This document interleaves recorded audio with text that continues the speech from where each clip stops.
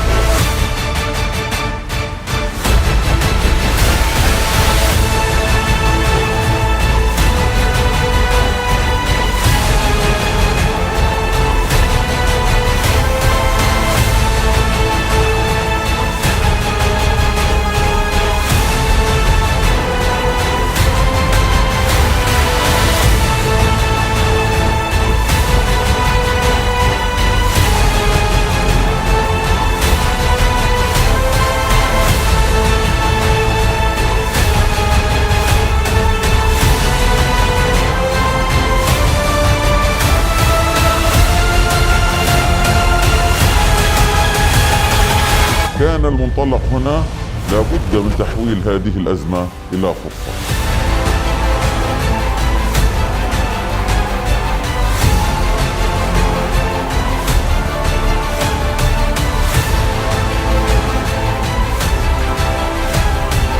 أريد أن أؤكد بأن حركة حماس لم تعطي العدو ولا أي وسيط أي تعهد يمس قرار المقاومة من حيث المبدأ، يمس التطوير وسائل المقاومة واستراتيجية تراكم القوة تحت أي ظرف من الظروف. إسرائيل فشلت في نزع سلاح المقاومة، فشلت أيضا في حصار المقاومة.